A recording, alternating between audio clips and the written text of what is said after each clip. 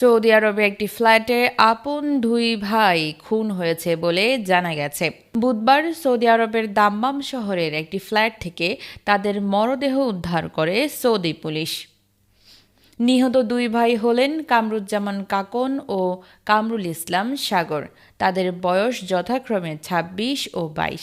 তারা উত্তর পুরুলিয়ার আদর্শপাড়া ব্যবসায়ী মোহাম্মদ মোশাররফ হোসেন লম্বির ছেলে। গণমাধ্যমকে দেয়া নিহতদের বাবার কিছু কথা। কামরুজ্জামান কাকন একটি বেসরকারি বিশ্ববিদ্যালয় থেকে বিএসসি ইঞ্জিনিয়ারিং পাশ করে চাকরির খোঁজ করছিলেন। ঢাকার নয়াপল্টনের সামিয়া ইন্টারন্যাশনালের পরিচালক বাহারউদ্দিন ২১ লাখ টাকার চুক্তিতে জব ভিসায় কাকুনকে কানাডায় পাঠানোর প্রস্তাব দেন বাবা মোশাররফ হোসেন লম্বরের কাছে। ৩ লাখ টাকা নিয়ে দীর্ঘদিন চেষ্টা করেও তিনি কাকনকে কানাডা পাঠাতে পারেননি। পরে বাহারউদ্দিন ভালো বেতনে ছোট ছেলে সাগরকে ৪,৩০,০০০ টাকায় সৌদি পাঠানোর প্রস্তাব দেন। রাজি হলে গত বছরের অক্টোবর মাসে সৌদি যায় সাগর, কিন্তু কাজের পরিবর্তে তাকে দাম্মামে একটি ঘরে আটকে রেখে আরও ৪ লাখ টাকা দাবি করা হয় বাবা মোশাররফ হোসেনের কাছে। ছেলের কথা ভেবে আরও ৪ লাখ টাকা দিতে বাধ্য হন। টাকা নিয়েও ছেলেকে ভালো চাকরি না দিয়ে খাবার ডেলিভারির কাজ দেয়।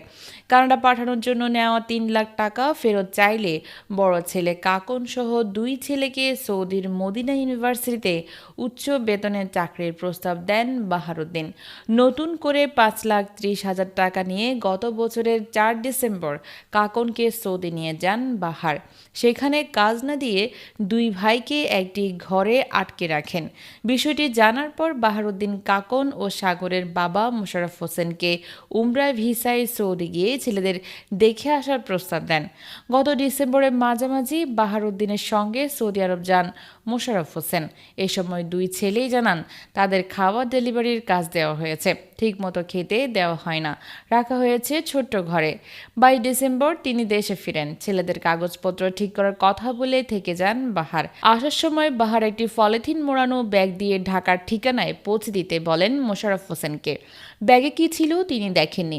সৌদি বিমানবন্দরে ইমিগ্রেশন পুলিশ তল্লাশি করে একটি পুঁটলি উদ্ধার করে। পরে পুঁটলি রেখে তাকে ছেড়ে দেয়। তিনি ফিরে আসার পরদিন বাহারউদ্দিন বাংলাদেশে চলে আসেন। এসেই ব্যাগে থাকা পুঁটলি ফেরত চান। ইমিগ্রেশন পুলিশ রেখে দিয়েছে জানালে পুঁটলিতে ১৩ লাখ টাকার স্বর্ণ ছিল দাবি করে টাকার জন্য চাপ দেন। কয়েক দফা হুমকি দেন, বলেন টাকা না দিলে সৌদিতে থাকা ছেলেদের ক্ষতি হবে। এসব ঘটনায় তিনি নগরীর সদর থানায় একটি সাধারণ ডায়েরি করেন। সর্বশেষ ৯ মে একটি মাইক্রোবাসে করে ঢাকা থেকে লোকজন এসে অস্ত্র উঁচিয়ে মোশাররফকে খুঁজতে থাকে। জিম্মি করে মোশাররফের বৃদ্ধ বাবা আবুল কাশেমকে তুলে নিয়ে যায় এবং দুই ছেলেকে হত্যার হুমকি দেয়।